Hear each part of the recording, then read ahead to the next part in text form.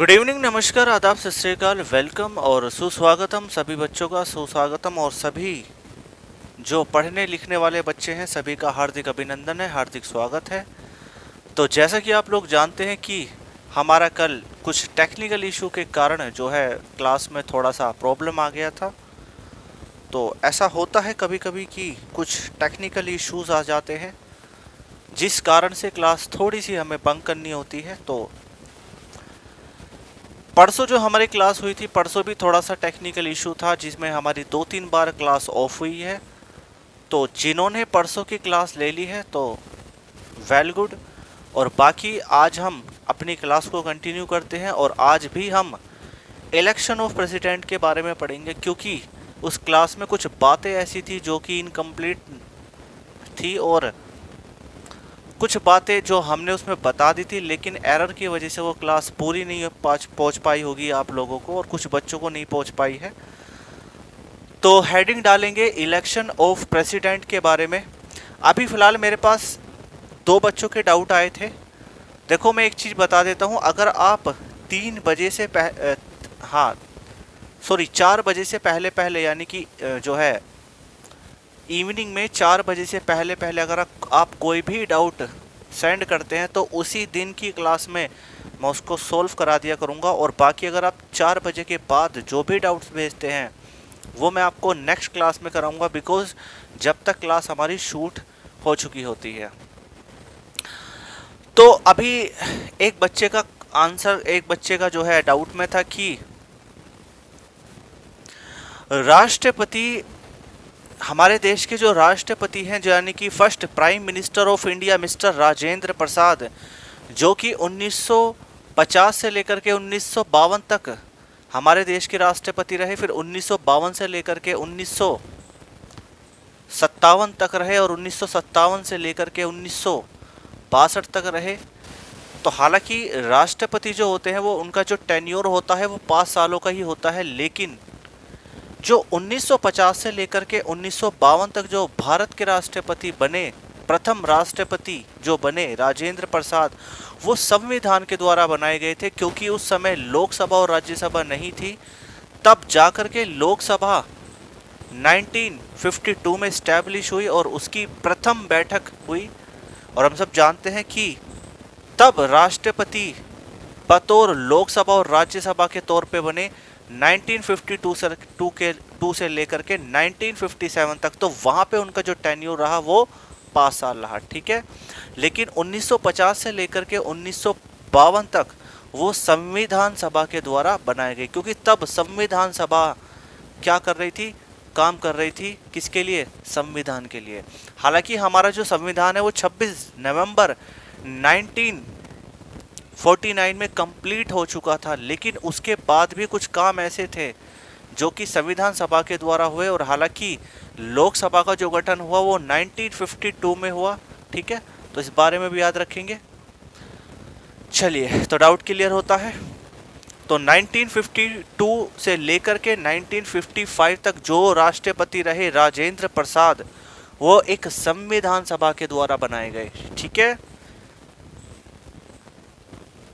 यानी कि एक तरीके से, चूंकि हालांकि बनने तो वे ही थे राष्ट्रपति, ठीक है, लेकिन एज ए उनको एक राष्ट्रीय अध्यक्ष के रूप में पहले ही उनको चुन लिया था और उनका ही नाम चूंकि घोषित किया जाना था तो उनको संविधान सभा के द्वारा ही बना दिया गया था, ठीक है। चलिए, नेक्स्ट हेडिंग डालेंगे इलेक्शन ऑफ प्रेसिडेंट, आर्टिकल 54। तो हेडिंग डालेंगे इलेक्शन ऑफ प्रेसिडेंट,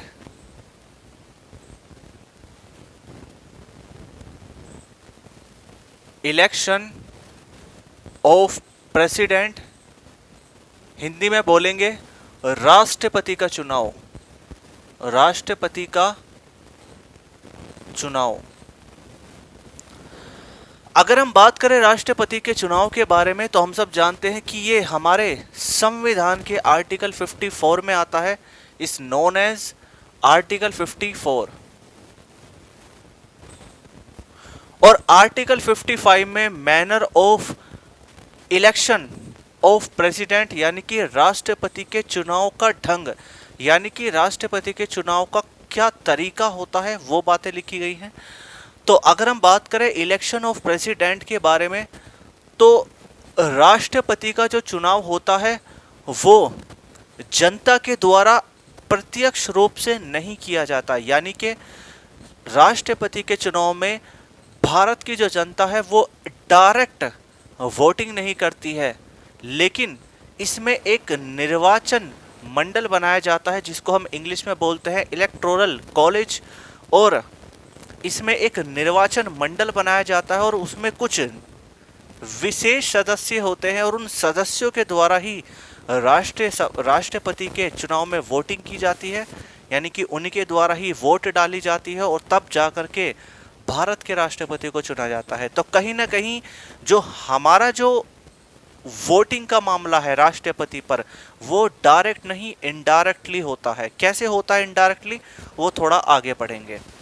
अगर हम बात करें राष्ट्रपति के चुनाव के बारे में, तो एक इलेक्शन कमीशन होता है, यानी कि निर्वाचन आयोग होता है, उनके द्वारा राष्ट्रपति के चुनाव का आयोजन कराया जाता है। तो सबसे पहले अगर हम बात करें तो राष्ट्रपति का चुनाव एक इनडायरेक्ट यानी कि अप्रत्यक्ष रूप से किया जाता है और इसमें एक इलेक्टोरल कॉलेज यानी कि एक निर्वाचन मंडल बनाया जाता है, निर्वाचन मंडल बनाया जाता है और उन निर्वाचन मंडल के सदस्यों के द्वारा राष्ट्रपति के चुनाव में वोटिंग की जाती है। और हम सब जानते हैं कि निर्वाचन मंडल में कौन कौन से सदस्य होते हैं। सबसे पहले हम बात करना चाहेंगे कि राष्ट्रपति के चुनाव में जो लोग वोटिंग करते हैं, यानी कि जो लोग वोट डालते हैं, उनमें सबसे पहले होंगे only elect MP of Lok Sabha, only elect MP of Rajya Sabha, all MLA of state, बल्कि इसको ऐसा लिखेंगे all elect MLA of state. तो अब हिंदी में क्या बोलेंगे, only elect MP of Lok Sabha, केवल लोकसभा के निर्वाचित सदस्य, यहां पे लिखेंगे केवल राज्यसभा के निर्वाचित सदस्य, सभी राज्यों के निर्वाचित एमएलए। ठीक है, तो अगर हम बात करें राष्ट्रपति के चुनाव में, तो राष्ट्रपति के चुनाव में जो लोग हिस्सा लेते हैं, जो लोग वोटिंग करते हैं, उसमें सबसे पहले आते हैं only elect MP of Lok Sabha, केवल और केवल लोकसभा के निर्वाचित सदस्य या सांसद। चूंकि जो लोकसभा का मेंबर होता है इज नोन एज, वो एमपी कहलाता है, यानी कि मेंबर ऑफ पार्लियामेंट कहलाता है, यानी कि सांसद कहलाता है।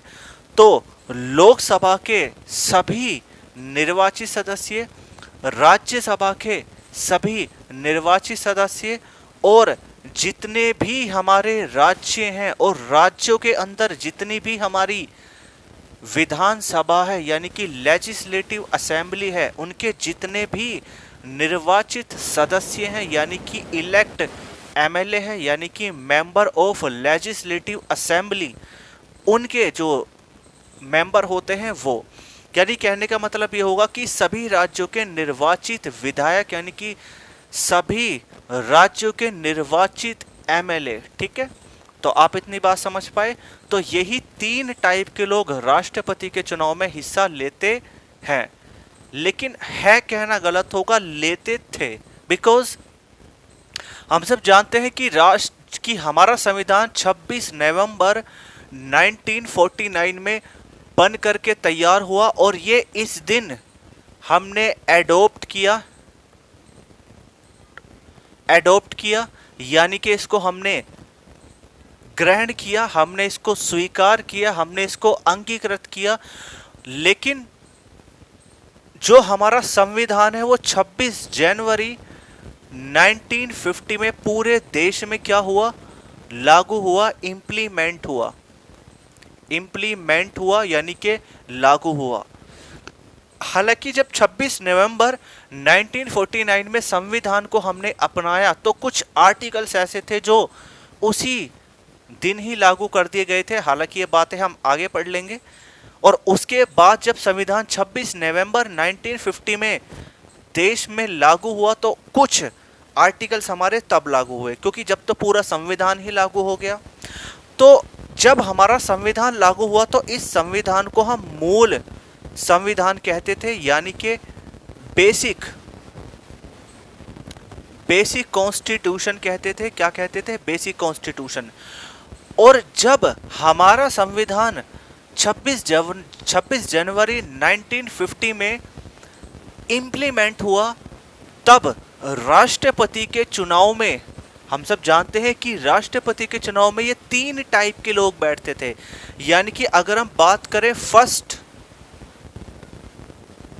प्रेसिडेंट ऑफ इंडिया के बारे में, तो हम सब जानते हैं is known as mister Rajendra Prasad हमारे देश के प्रथम राष्ट्रपति बने। और ये जो राष्ट्रपति बने वो 26 जनवरी 1950 में बने थे। और हम सब जानते हैं कि इस दिन हमारा देश रिपब्लिक कंट्री बन गया, यानी कि एक गणराज्य देश बन गया, एक गणराज्य राष्ट्र बन गया। और हम सब जानते हैं कि इससे पहले भी ये राष्ट्रपति रहे, लेकिन वो एक संविधान सभा के द्वारा जो है बना दिए गए थे 1950 से लेकर के 1952 तक। ठीक है, अब आगे बात करें। अब बात करते हैं जब राष्ट्रपति का चुनाव हुआ तो उस चुनाव में ये 3 टाइप के लोग बैठा करते थे। और ये 3 टाइप के लोग कब बैठने लगे? जब हमारी लोकसभा भी थी, राज्यसभा भी थी और राज्यों में लेजिस्लेटिव असेंबली भी थी। ठीक है, और उससे पहले जो ये राष्ट्रपति बने वो संविधान सभा के द्वारा बने। लेकिन अब चूंकि जैसे जैसे हमारा समाज बदलता गया वैसे वैसे अमेंडमेंट होने लगे, वैसे वैसे जो है संविधान में बदलाव होने लगे। तो एक 1991 में हमारी जो दिल्ली है वहाँ पे क्या बनी? लेजिस्लेटिव असेंबली बनी। और 1963 में पुदुचेरी में भी क्या बनी? लेजिस्लेटिव असेंबली बनी। तो सबसे पहले बनी पुदुचेरी में और दूसरे नंबर पे बनी न्यू दिल्ली में। ठीक है, तो जब हमारी इन 2 राज्यों में लेजिस्लेटिव असेंबली यानी कि विधान सभा बनी तो उसके बाद एक 70वां कॉन्स्टिट्यूशनल अमेंडमेंट हुआ। 70वां कॉन्स्टिट्यूशनल अमेंडमेंट हुआ 1992 में। और इस संविधान संशोधन के द्वारा दिल्ली और पुदुचेरी के जो एमएलए थे उनको भी राष्ट्रपति के चुनाव में जोड़ दिया गया। तो यानी कि अगर हम अब की बात करें, करंट की बात करें, तो अब दिल्ली एंड पुदुचेरी के, बल्कि ऐसा लिखेंगे, all elect MP of Delhi and Puducherry.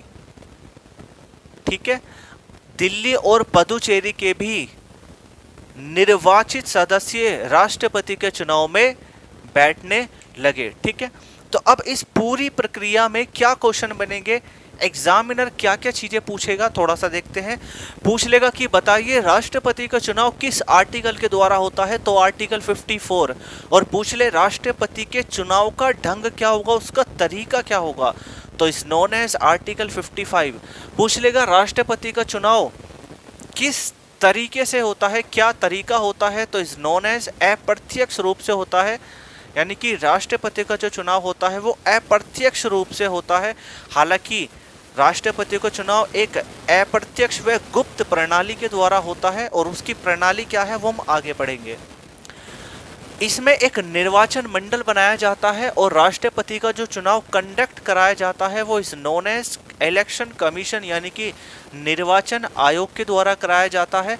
और हम सब जानते हैं कि एक निर्वाचन मंडल में कुछ स्पेशल मेंबर होते हैं जिसमें only elect MP of Lok Sabha यानी कि केवल लोकसभा के निर्वाचित सदस्य, only elect MP of Rajya Sabha केवल राज्यसभा के निर्वाचित सदस्य, all elect MLA of state सभी राज्यों की जो है सभी राज्यों के निर्वाचित एमएलए, और एमएलए कहाँ पे होगा? लेजिस्लेटिव असेंबली में यानी कि विधान सभा में। और चूंकि 1963 में पुदुचेरी में भी लेजिस्लेटिव असेंबली आ गई और 1991 में दिल्ली में भी लेजिस्लेटिव असेंबली आ गई, तो उसके बाद एक 70वां संविधान संशोधन हुआ 1992 में, और इस 70वें संविधान संशोधन के द्वारा दिल्ली और पुदुचेरी के भी जो एमएलए थे उनको भी राष्ट्रपति के चुनाव में हिस्सा लेने का दर्जा मिल गया। ठीक है, तो फाइनली पूछ लेगा कि जब मूल संविधान हमारा बना था तो कौन कौन से लोग राष्ट्रपति के चुनाव में हिस्सा लेते थे? तो ये केवल 3 टाइप के लोग ही हिस्सा लेते थे, केवल ये 3 टाइप के। ठीक है, लेकिन जब हमारा 70वां संविधान संशोधन हुआ तो वहां पे दिल्ली और पुदुचेरी को भी क्या मिल गया? अप्रूवल मिल गया। ठीक है, क्लियर हुई बात इतनी? अब मैटर ये करता है कि ये जो आपका इलेक्ट है, ये जो वर्ड है इलेक्ट यानी कि ये जो वर्ड है हिंदी में निर्वाचित, ये एक्चुअल में क्या चीज है? तो थोड़ा सा देखेंगे। देखो स्क्रीन पे क्लियर हो रहा है ना? देखो कुछ चीजें अगर मैं पूरी शॉर्ट में नहीं लिख रहा हूं, जैसे मैंने CAA लिख दिया, इसको हम बोलेंगे कॉन्स्टिट्यूशन अमेंडमेंट एक्ट। ठीक है, यानी कि संविधान संशोधन अधिनियम। ठीक है, जैसे कि मैंने लिखा यहाँ पे एमपी का मतलब होता है मेंबर ऑफ पार्लियामेंट, एलएस को मैंने शॉर्ट में लिख दिया यानी कि लोकसभा। तो बेसिक सी टर्मिनोलॉजी भी आपको पता होनी चाहिए। ठीक है, यहाँ पे मैंने लिखा शॉर्ट में एलए यानी कि लेजिस्लेटिव असेंबली। अब हम बात करेंगे थोड़ा सा इलेक्ट के बारे में कि एक्चुअल में इलेक्ट यानी कि निर्वाचित का मतलब क्या होता है। जो निर्वाचित सदस्य लिखा है मैंने, हमने निर्वाचित सदस्य क्यों लिए? तो थोड़ा सा देखेंगे। अगर हम बात करें संसद में या हम किसी भी सदन की बात करें तो वहां पे जो हमारे हाउस होंगे, चाहे वो लोकसभा हो, चाहे वो राज्यसभा हो, चाहे वो लेजिस्लेटिव असेंबली विधानसभा हो, चाहे वो लेजिस्लेटिव काउंसिल विधान परिषद हो, हमेशा वहां पे 2 टाइप के लोग होंगे। सबसे पहले होंगे इलेक्ट मेंबर और दूसरे होंगे नॉमिनेट मेंबर। क्या होंगे? Nominate member. अगर हम बात करें इलेक्ट मेंबर के बारे में तो इनको हिंदी में हम बोलते हैं निर्वाचित सदस्य। क्या बोलेंगे? निर्वाचित सदस्य। और अगर हम वही बात करें नॉमिनेट मेंबर के बारे में तो इसको हम बोलते हैं क्या? इसको हम बोलते हैं हिंदी में मनोनीत सदस्य। मनोनीत सदस्य। अगर हम बात करें इलेक्ट मेंबर के बारे में तो ये जो सदस्य होते हैं वो जनता के द्वारा डायरेक्ट चुन करके आते हैं, यानी कि ये बाय वोटिंग के द्वारा आते हैं, जबकि जो नॉमिनेट मेंबर होते हैं वो किसी पर्टिकुलर व्यक्ति के द्वारा चुने जाते हैं। जैसे मैं एक एग्जाम्पल लेता हूँ, जैसे मान लीजिएगा मेरी एक क्लास है और इस क्लास में मुझे एक मॉनिटर को अपॉइंट करना हो तो इसके 2 तरीके होंगे। कि पहला तरीका तो ये होगा कि मैं इन सभी स्टूडेंट के द्वारा वोटिंग करा लूँगा और वो सभी स्टूडेंट एक स्टूडेंट के लिए वोटिंग करेंगे कि हमारी क्लास का ये लड़का मॉनिटर हुआ। तो वो जो लड़का वोटिंग से चुन करके आया होगा वो लड़का होगा इलेक्ट मेंबर। ठीक है, सपोज दैट जैसे कि मैं इलेक्शन के लिए खड़ा हुआ और मुझे जनता ने वोट की, जनता ने मुझे चुना और मैं जीत गया तो मैं इलेक्ट मेंबर हूँगा। ठीक है, यानी कि अगर मैं सांसद पद के लिए इलेक्शन में खड़ा होता हूं और मुझे वोट मिलती है जनता के द्वारा और मैं जीत जाता हूं, तो मैं लोकसभा में क्या बनूंगा, सांसद बनूंगा। तो मैं जनता के द्वारा चुनकर आया हूं, तो इसलिए मैं क्या हूं, इलेक्ट मेंबर हूं। लेकिन अगर मैं अपनी क्लास में अपनी इच्छा से किसी भी लड़के को मॉनिटर के लिए जो है उसे अपॉइंट कर लूं, तो वो मेरे द्वारा चुना गया है, ना कि मेरी जो है क्लास के बच्चों के द्वारा। ठीक है, यहाँ पे कोई वोटिंग नहीं हुई, इसमें जो निर्णय था वो मेरा निर्णय था। तो वही मेंबर होगा नॉमिनेट मेंबर। जैसे कि एग्जाम्पल से समझेंगे, जैसे मैं बात करना चाहूँगा लोकसभा के बारे में। हम सब जानते हैं कि लोकसभा में 545 मेंबर होते हैं। हालांकि अगर हम मैक्सिमम मेंबर्स के बारे में बात करें तो इस नोन एज 550 मेंबर होते हैं लोकसभा में, यानी कि अधिकतम सीटें 550 हो सकती हैं। पानी, ठीक है, 545 मेंबर होते हैं। वर्तमान में 545 सीट हैं और अधिकतम सीटों की बात करें तो 550 सीटें हैं। लेकिन इन 545 सीटों में दो टाइप के मेंबर होंगे, कुछ मेंबर होंगे इलेक्ट और कुछ मेंबर होंगे नॉमिनेट। अगर मैं इलेक्ट मेंबर के बारे में बात करूं तो ये होंगे 543 और नॉमिनेट मेंबर होंगे, वो होंगे केवल और केवल दो। और इन दो मेंबरों को हम बोलते हैं इंग्लिश में एंग्लो इंडियन। क्या बोलते हैं, एंग्लो इंडियन, यानी कि आंग्ल भारतीय। क्या बोलते हैं, आंग्ल भारतीय बोलते हैं।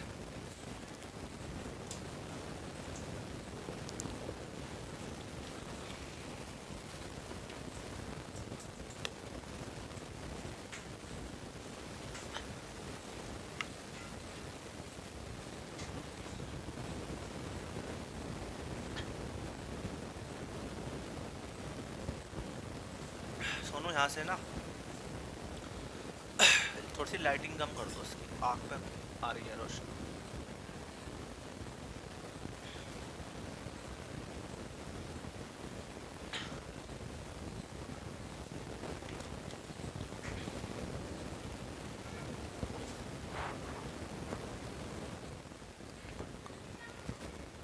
हाँ जी, तो हम बात कर रहे थे लोकसभा के बारे में, और लोकसभा में 545 मेंबर होते हैं, जिसमें कुछ मेंबर इलेक्ट होंगे और कुछ मेंबर नॉमिनेट होंगे। इलेक्ट मेंबर है 543 और नॉमिनेट मेंबर है दो, जिन्हें हम एंग्लो इंडियन कहते हैं। तो ये जो 543 जो मेंबर है, इन सभी को हम क्या बोलेंगे, मेंबर ऑफ पार्लियामेंट बोलेंगे, यानी कि एमपी बोलेंगे, यानी कि सांसद बोलेंगे। और ये डायरेक्ट जनता के द्वारा चुन के आते हैं। तो राष्ट्रपति के चुनाव में केवल और केवल ये लोग हिस्सा लेंगे, नॉमिनेट मेंबर नहीं लेंगे। क्यों नहीं लेंगे, क्योंकि ये तो एंग्लो इंडियन होते हैं जो राष्ट्रपति के द्वारा जो है क्या किया जाते हैं, अपॉइंट किए जाते हैं। यानी कि इनको जो चुना जाता है लोकसभा में वो राष्ट्रपति के द्वारा चुना जाता है। तो जब हम लोकसभा पढ़ेंगे तो इनके बारे में डिटेल में बात करेंगे कि 545 में मेंबर कहाँ कहाँ पे होते हैं, दो एंग्लो इंडियन कौन कौन होते हैं, कौन बनता है एंग्लो इंडियन, वो हम वहीं बात करेंगे। ठीक है, तो क्लियर हुआ। जैसे एक को ले लेते हैं, जैसे राज्यसभा के बारे में बात करें तो राज्यसभा में हम सब जानते हैं कि कितने लोग हैं वर्तमान में, 245 सीट है। और इस 245 में 233 सीटें होंगी इलेक्ट और 12 सीटें होंगी नॉमिनेट। 233 सीटें जो होती हैं वो इलेक्ट होती हैं और जो 12 सीटें होती हैं वो नॉमिनेट होती हैं। तो यहाँ पे 233 मेंबर राष्ट्रपति के चुनाव में हिस्सा लेंगे। ठीक है, और बाकी ये मेंबर किस तरीके से चुन के आते हैं, कौन मेंबर होते हैं, किस जो है कॉन्स्टिट्यूंसी रीजन से चुन करके आते हैं, वो सभी बातें हम लोकसभा और राज्यसभा में पढ़ लेंगे। ठीक है, तो हेड इसको कॉपी कीजिएगा फटाफट से। अगर इसमें कोई डाउट बनता है तो आप पूछ लीजिएगा, हालांकि इसमें कोई डाउट बनेगा नहीं आपका।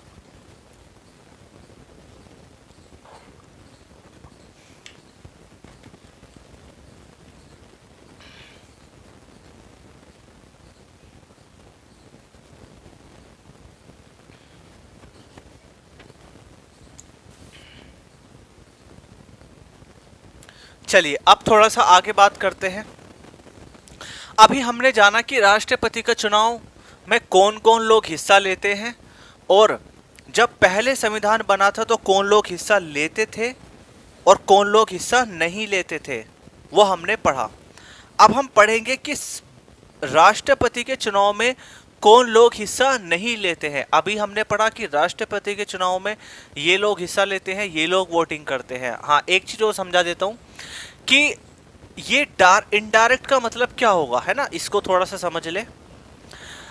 देखो, हम सब जानते हैं कि राष्ट्रपति के चुनाव में जो भारत की जनता होती है वो प्रत्यक्ष रूप से डायरेक्ट तरीके से वोटिंग नहीं कर पाती। उसके लिए एक इलेक्टोरल कॉलेज बनता है और उसमें कुछ सदस्य होते हैं जो आपके सामने हैं, लेकिन इसमें कहीं ना कहीं जो रोल होता है क्या वो जनता का होता है, तो आंसर होगा यस। क्यों? क्योंकि यहाँ पे राष्ट्रपति के चुनाव में जनता का वोट डायरेक्ट ना हो करके इनडायरेक्टली होता है। कैसे? क्योंकि अगर हम बात करें इन सभी मेंबर्स के बारे में, ठीक है, इन सभी मेंबर्स के बारे में बात करें तो इनके जितने भी इलेक्ट मेंबर हैं वो सभी जनता के द्वारा चुने जाते हैं, और जनता के द्वारा चुने गए प्रतिनिधियों के द्वारा ही राष्ट्रपति के चुनाव में वोटिंग की जाती है। तो कहीं ना कहीं हमारी जो वोटिंग है वो डायरेक्ट राष्ट्रपति के पास ना जा करके किसी थर्ड पार्टी के पास जाती है, और वो थर्ड पार्टी राष्ट्रपति को चुनाव में जो है वोटिंग करेगी। जैसे सपोज दैट कि मैं अगर अपनी फीस जमा कराना चाहता हूँ कहीं पे, या ऐसे समझ लीजिए मुझे बैंक में कैश जमा कराना है, तो मैं डायरेक्ट खुद ना जा करके अपने जो कोई भी स्टूडेंट है या कोई भी मेरा एम्प्लॉई है उसको मैं दे करके जमा करा रहा हूँ, तो मैं डायरेक्ट पैसा नहीं जमा करा पा रहा हूँ। ठीक है, मैं डायरेक्ट नहीं जा रहा हूँ, मैं इनडायरेक्टली पैसा जमा कर रहा हूँ, क्योंकि मेरा पैसा कहाँ गया? मेरे एम्प्लॉय के पास, और मेरा एम्प्लॉय जमा करके आया बैंक में, तो ये इनडायरेक्टली हो गया। और अगर डायरेक्ट मैं ही बैंक में जा रहा हूँ तो ये डायरेक्ट हो गया। तो कहीं ना कहीं अगर हम भी जो वोटिंग करते हैं वो इलेक्ट मेंबर्स के लिए करते हैं, और वो इलेक्ट मेंबर्स किसके लिए करते हैं? राष्ट्रपति के लिए करते हैं। तो इनडायरेक्ट का मतलब ये होता है। और गुप्त प्रणाली क्यों कहते हैं, यानी गुप्त मतदान क्यों होता है? क्योंकि इसमें ज़्यादा एक तरीके से, जैसे कि एमपी का चुनाव होता है पूरा जोर शोर से होता है, सबको पता होता है कि भाई एमपी का चुनाव हो रहा है, ठीक है, लोकसभा के चुनाव हो रहे हैं, इस तरीके से नहीं होता, एकदम गुप्त प्रणाली में होता है। ठीक है, एक तरीके से गुप्त तरीके से किया जाता है राष्ट्रपति का चुनाव। ठीक है,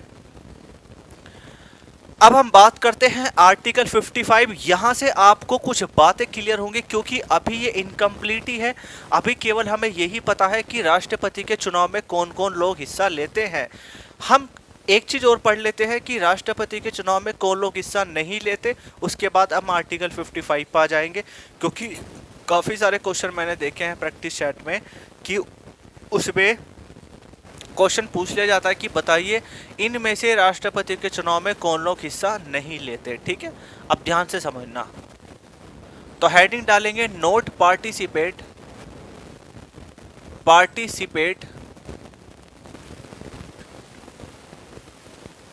इन प्रेसिडेंट इलेक्शन, यानी कि वे लोग जो राष्ट्रपति के चुनाव में हिस्सा नहीं लेते हैं उनकी एक हम डिटेलिंग पढ़ लेते हैं। तो सबसे पहले होंगे हमारे all nominate member of Lok Sabha, all nominate member of Rajya Sabha. एक बार मैं और लिख देता हूं कि all nominate member of Lok Sabha ये कौन होंगे? ये आपके दो मेंबर होंगे जिनको हम बोलते हैं एंग्लो इंडियन। ठीक है, एंग्लो इंडियन। तो देखो क्वेश्चन ऐसे भी बन के आ सकता है कि बताइए क्या राष्ट्रपति के चुनाव में एंग्लो इंडियन हिस्सा लेते हैं? तो इज नोन एज नहीं, नो, नेवर। ठीक है, और all nominate member of Rajya Sabha, यानी कि इसमें 12 सदस्य होते हैं, जो कि मैंने आपको यहाँ पे बताया है 12 सदस्य होते हैं, 12 मेंबर होते हैं। ठीक है, जो किसके द्वारा निर्वाचित किए, सॉरी किसके द्वारा जो है मनोनीत किए जाते हैं, तो इस नोन एज राष्ट्रपति के द्वारा। अब एक बात और समझेंगे कि जो व्यक्ति राष्ट्रपति के द्वारा ही चुना जाता है तो कहीं ना कहीं वो राष्ट्रपति के तो पक्ष में रहेगा, तो इसलिए ये रीजन भी होता है कि ये राष्ट्रपति के चुनाव में हिस्सा नहीं लेते हैं। ठीक है, चलिए अब हम बात करते हैं ऑल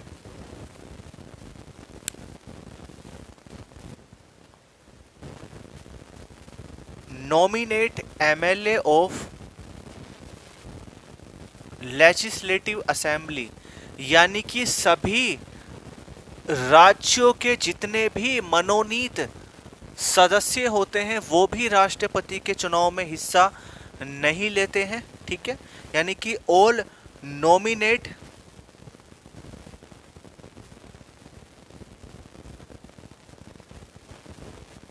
बल्कि इसको ऐसे लिख लो, थोड़ा सा और आसान हो जाएगा। ऐसे लिख लेते हैं कि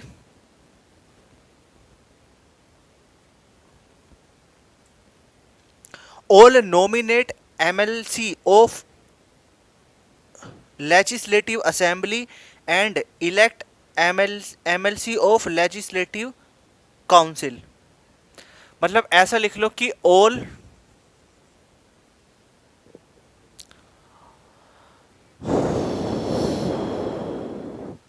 elect and nominate MLC of legislative council, यानी कि सभी विधान परिषद के जितने भी सदस्य होते हैं, चाहे वो इलेक्ट हो चाहे वो नॉमिनेट हो, वे सभी लोग हिस्सा नहीं लेते। यानी कहने का मतलब यह है कि विधानसभा के जितने भी सदस्य हैं वो कोई भी राष्ट्रपति के चुनाव में हिस्सा नहीं लेगा। ठीक है, क्लियर हुई बात इतनी। और लास्ट बचा आपका दिल्ली एंड पुदुचेरी, दिल्ली एंड पुदुचेरी के सभी मनोनीत सदस्य। ठीक है, अब मैं एक बार इसको देख लेता हूं कि कहीं कुछ डिटेलिंग ना रह गई हो। All nominate member of Lok Sabha, बिल्कुल ठीक है, जिसमें 2 एंग्लो इंडियन होते हैं। दूसरा all nominate member of Lok Sabha, sorry Rajya Sabha, जिसमें 12 सदस्य होते हैं जो राष्ट्रपति के द्वारा जो है क्या होते हैं, मनोनीत होते हैं। All elect and nominate MLC of legislative council, यानी कि जितने भी निर्वाचित और मनोनीत सदस्य होते हैं लेजिस्लेटिव काउंसिल में, यानी कि विधान परिषद में, उनके भी जो मेंबर होते हैं वो राष्ट्रपति के चुनाव में हिस्सा नहीं लेते, क्योंकि सभी जगह विधान परिषद नहीं होती है। ठीक है, और दिल्ली और पुदुचेरी के सभी मनोनीत सदस्य। ठीक है, तो क्लियर हुई बात इतनी। और हाँ, एक चीज और रह गया अभी,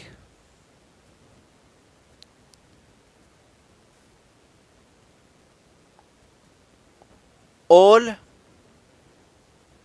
नॉमिनेट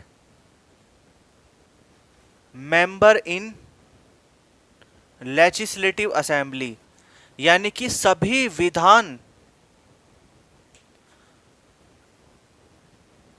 चलो खैर ये पॉइंट मत लिखो, है ना, मैं इसको बता देता हूं, इसको लिखना मत। ठीक है ना, देखो क्या है कि जितनी भी हमारी विधानसभाएं होती हैं उन विधानसभा में कुछ हमारे एंग्लो इंडियन भी होते हैं, तो उन एंग्लो इंडियन को भी राष्ट्रपति के चुनाव में हिस्सा नहीं लिया जाता, यानी कि वे सदस्य भी राष्ट्रपति के चुनाव में हिस्सा नहीं लेते हैं। ठीक है, कॉपी कीजिए इसको फटाफट से। हाँ सोनू, इसका लेखपाल की वैकेंसी आ रही है ना 8000, तो इसका पोस्टर बना दो। हाँ, इसका बैच लॉन्च नहीं करना।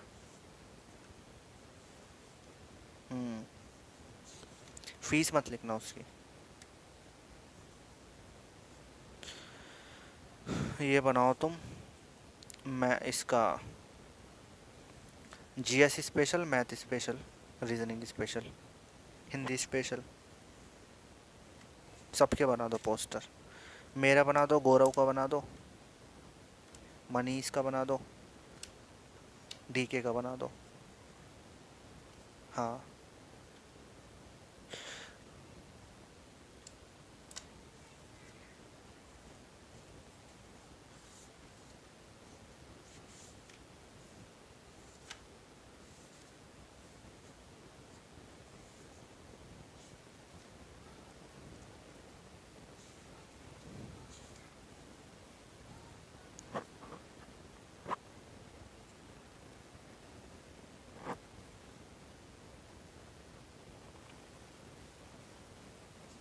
हाँ जी, तो क्लियर हुआ।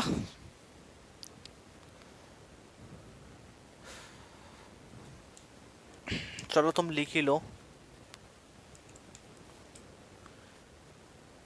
यानी कि all nominate member in legislative assembly, ये पॉइंट लिख ही लो, है ना, क्योंकि मुझे पता है तुम याद तो रख नहीं पाओगे इसको। लिख लो कि राज्य की जितनी भी हमारी विधानसभाएं होती हैं उनके जितने भी जो है मनोनीत सदस्य होते हैं वो भी राष्ट्रपति के चुनाव में हिस्सा नहीं लेते हैं। अब मैं एक बार इसको रफली आइडिया बता देता हूं इसका, कि जितने भी हमारे लोकसभा के मनोनीत सदस्य हैं वो भी राष्ट्रपति के चुनाव में हिस्सा नहीं लेंगे, ठीक है, पहला पॉइंट। दूसरा, नॉमिनेट मेंबर ऑफ राज्यसभा, यानी कि राज्यसभा के जितने भी मनोनीत सदस्य होते हैं वो भी राष्ट्रपति के चुनाव में हिस्सा नहीं लेंगे। All elect and nominate MLC of Rajya Sabha legislative council, यानी कि विधान परिषद के जितने भी सदस्य हैं, चाहे वो आपके नॉमिनेट हो चाहे वो आपके इलेक्ट हो, वे तो कोई सा भी हिस्सा नहीं लेगा। यानी कि हम ये कह सकते हैं कि पूरी की पूरी लेजिस्लेटिव काउंसिल हिस्सा नहीं लेती राष्ट्रपति के चुनाव में। वही हम बात करेंगे दिल्ली एंड पुदुचेरी के सभी मनोनीत सदस्य और सभी राज्यों की विधानसभाओं के मनोनीत सदस्य, यानी कि जो भी मनोनीत सदस्य है, चाहे वो लोकसभा का हो, चाहे वो राज्यसभा का हो, चाहे वो राज्य की विधानसभा का हो, चाहे वो दिल्ली का हो, चाहे वो पुदुचेरी का हो, कोई भी व्यक्ति हिस्सा नहीं लेगा। और पूरी की पूरी राज्य की जो विधान परिषद होती है वो पूरी की पूरी हिस्सा नहीं लेती है। तो दोनों में कंपैरिजन मैंने करा दिया है, कौन लोग राष्ट्रपति के चुनाव में हिस्सा लेते हैं, कौन लोग राष्ट्रपति के चुनाव में हिस्सा नहीं लेते हैं, ठीक है। चलिए कॉपी कीजिए इसको फटाफट से। आई होप आपने कॉपी कर लिया होगा। अब मैं इसको क्लियर कर देता हूँ, ठीक है। आप इस, हाँ, एक चीज और करा करो, इसका स्क्रीनशॉट ले लिया करो या वीडियो को पॉज कर लिया करो, ठीक है। चलिए आगे बढ़ते हैं। अब पढ़ते हैं हम आर्टिकल 55, ठीक है। अब पढ़ते हैं आर्टिकल 55, यानी कि manner of election of president, राष्ट्रपति के चुनाव का तरीका, राष्ट्रपति के चुनाव का ढंग। देखो भाई, जो बच्चे पॉलिटी स्पेशल 3 में थे उन्होंने पॉलिटी स्पेशल 5 बैच लिया, ठीक है। और जिन्होंने पॉलिटी स्पेशल 5 बैच लिया उनके दिमाग में एक बात जरूर घूम रही हो गई कि sir polity special 3rd batch में और पॉलिटी स्पेशल 5 बैच में क्या अंतर है। तो देखो अंतर जो है आपको आगे पता चलने लगेगा, क्योंकि इसमें काफ़ी सारे चैप्टर्स को इंक्लूड किया गया है और साथ ही काफ़ी सारी डिटेलिंग इसमें रखी गई है। एमसीक्यूज़ की संख्या बढ़ाई है, डाउट सेक्शन बढ़ाया है आपका, तो काफ़ी सारी चीज़ें इसमें एडवांस लेवल पे होंगी, जिससे कि आपके पॉलिटी में, हाँ, मूल विधि भी रखी है देखो। तो पॉलिटी स्पेशल 4 से कहीं, पॉलिटी स्पेशल 3 से कहीं ज़्यादा एडवांस बैच है पॉलिटी स्पेशल 5, ठीक है। चलिए अब हेडिंग डालेंगे नेक्स्ट कंसेप्ट के बारे में। तो नेक्स्ट कंसेप्ट हमारा होगा manner of election of president, यानी कि राष्ट्रपति के चुनाव का तरीका, ठीक है। हिंदी में लिख लूं, हिंदी में नहीं लिख रहा हूं मैं, लिख लो राष्ट्रपति के चुनाव का तरीका, हिंदी में लिख लो, ठीक है।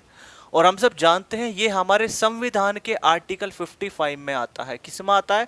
आर्टिकल 55 में आता है। अब इसका मतलब क्या बनता है थोड़ा सा ध्यान में रखेंगे। अगर हम बात करें राष्ट्रपति के चुनाव का तरीका, तो हम सब जानते हैं कि राष्ट्रपति के चुनाव का जो तरीका है वो हमने आयरलैंड से लिया, यानी कि जो इसका सोर्स है, वो है आयरलैंड।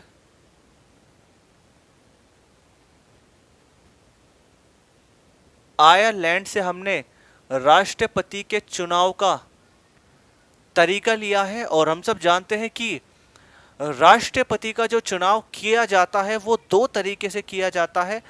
तो पहला तरीका होगा आपका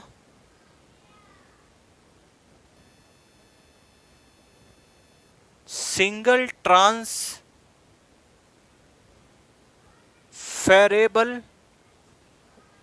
वोट सिस्टम, ठीक है, सिंगल ट्रांसफेरेबल वोट सिस्टम। और दूसरा तरीका होगा आपका क्या? दूसरा तरीका आपका होगा प्रोपोर्शनल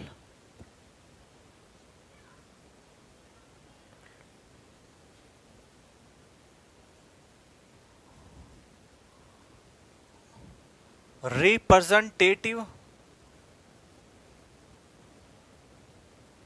सिस्टम, ठीक है। हिंदी में क्या बोलेंगे? हिंदी में बोलेंगे सिंगल ट्रांसफेरेबल वोट सिस्टम को एकल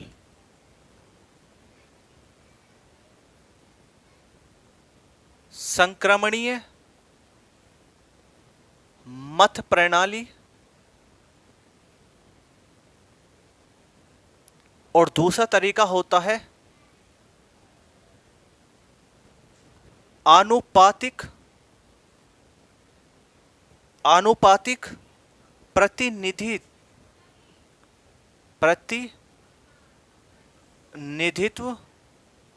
प्रणाली, ठीक है।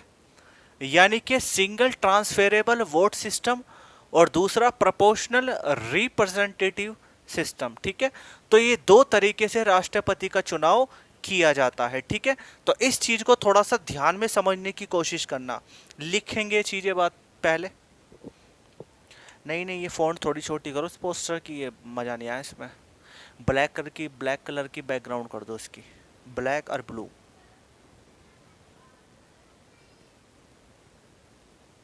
हाँ,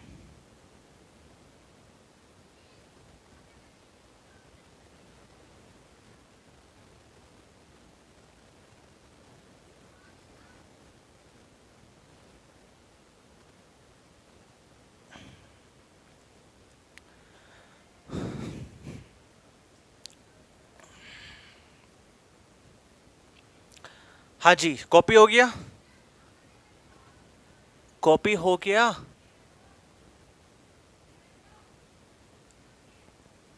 मैं नलायक को कॉपी हुआ कि नहीं हुआ?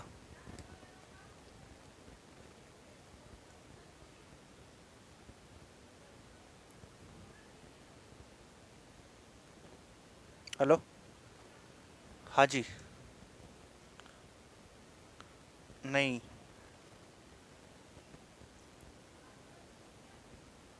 वो अभी कहाँ पे आया है?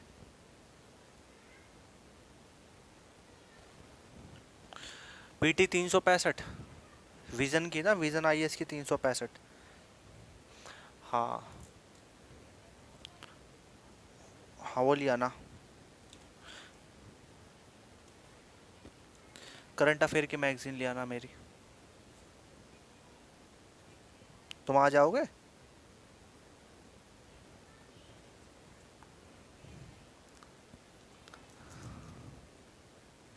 ठीक है, चलिए भाई।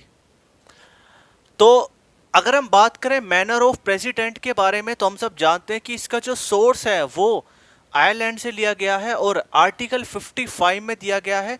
और राष्ट्रपति का जो चुनाव होता है वो दो तरीके से होता है। पहला होगा सिंगल ट्रांसफेरेबल वोट सिस्टम, यानी कि एकल संक्रमणीय मत प्रणाली के द्वारा, या फिर होगा प्रोपोर्शनल रिप्रेजेंटेटिव सिस्टम, यानी कि आनुपातिक प्रतिनिधित्व प्रणाली के द्वारा, ठीक है। अब किस प्रणाली के द्वारा राष्ट्रपति का चुनाव होता है वो हम सब आगे पढ़ेंगे, ठीक है। चूंकि राष्ट्रपति का चुनाव इस पद्धति से भी होता है और इस पद्धति से भी होता है, ठीक है। तो एक एक चीज के बारे में पढ़ते हैं तो सबसे पहले आनुपातिक प्रतिनिधित्व प्रणाली पढ़ लेते हैं, क्योंकि ये थोड़ा सा आसान है और जल्दी खत्म हो जाएगी। ठीक है, ध्यान से समझना बच्चे। तो हेडिंग होगी सबसे पहले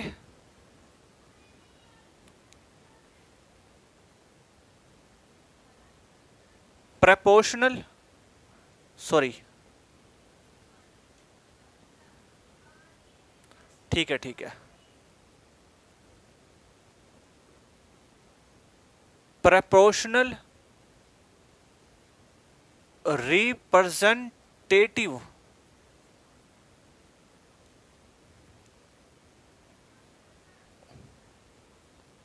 वोट सिस्टम, यानी कि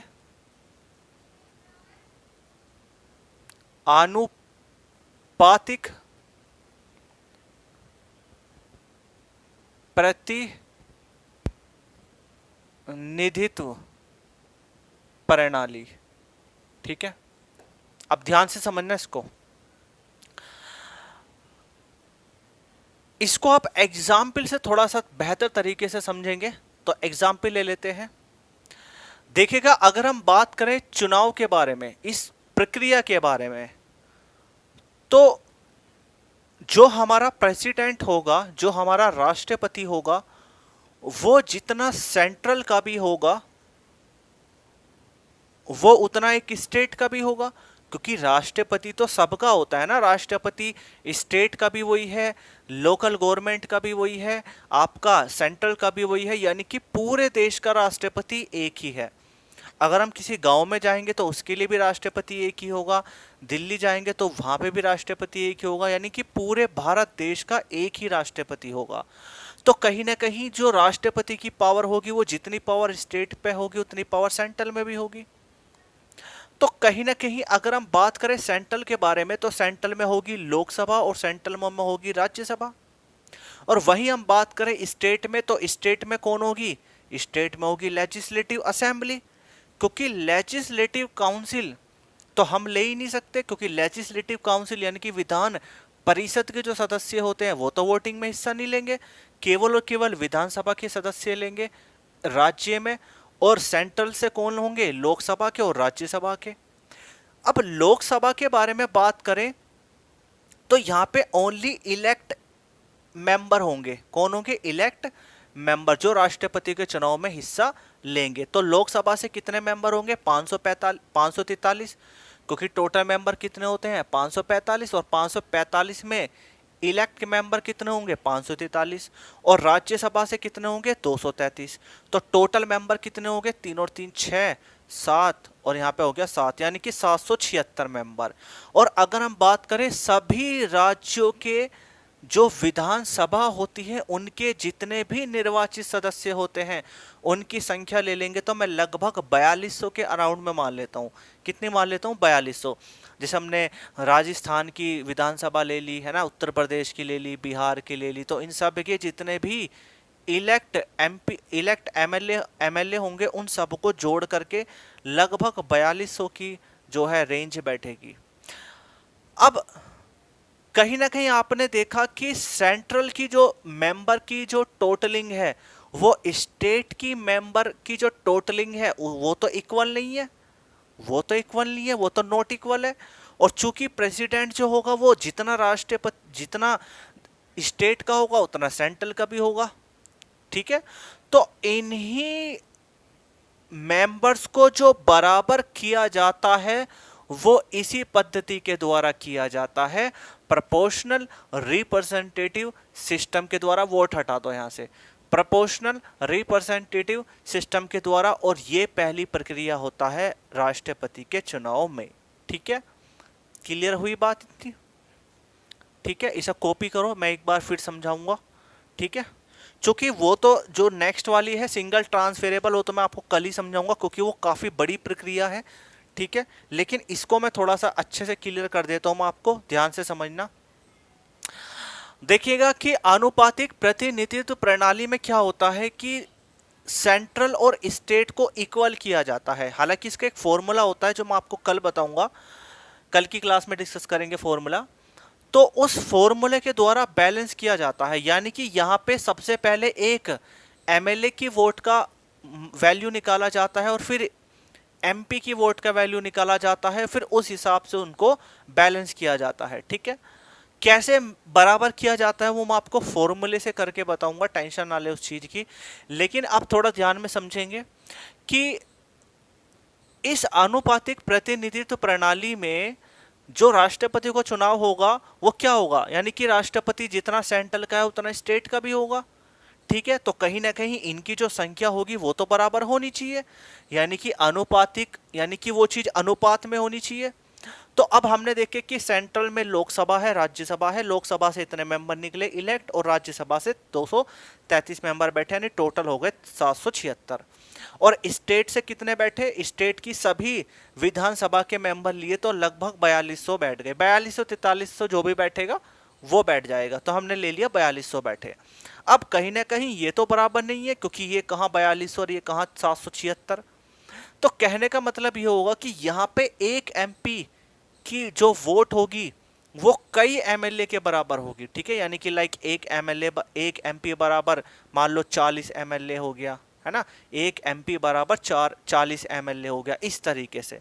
तो हम इनकी वैल्यू तो फॉर्मूले से निकालेंगे, लेकिन समझना होगा कि ये कहीं ना कहीं बराबर तो है नहीं, और जब ये बराबर नहीं है तो इनको बराबर किया जाना होगा, और जब ये बराबर किए जाएंगे तो इसी प्रणाली को हम क्या बोलते हैं, आनुपातिक प्रतिनिधित्व प्रणाली बोलते हैं। और इसी प्रणाली के द्वारा राष्ट्रपति का चुनाव होता है। पहला तरीका तो हो गया राष्ट्रपति के चुनाव का ये। ठीक है, क्लियर हुई बात, पहला तरीका तो हो गया राष्ट्रपति का ये। ठीक है बच्चों, तो आई होप आपको क्लियर हुई होगी आज की क्लास। देखना ये अभी भी प्रॉब्लम कर रहा है क्या सिस्टम, नहीं तो मैं इसको यहीं रोक दूंगा, इसको कल एक बार और दिखा लो कि सर वो दिक्कत कर रहा है ये, वरना तो क्लास नहीं हो पाएंगी फिर। उसने ठीक करके दिया वो यहाँ से, चलो देख लो, अब तो क्लास पूरी कर लेता हूँ, अगली क्लास के लिए नोटिफिकेशन ऑफ कर दो कि अगली क्लास कल होगी, और बाकी इसको कैमरे को अभी देख करके आ भाई जा। चलिए भाई, तो क्लियर हुई आपकी बात।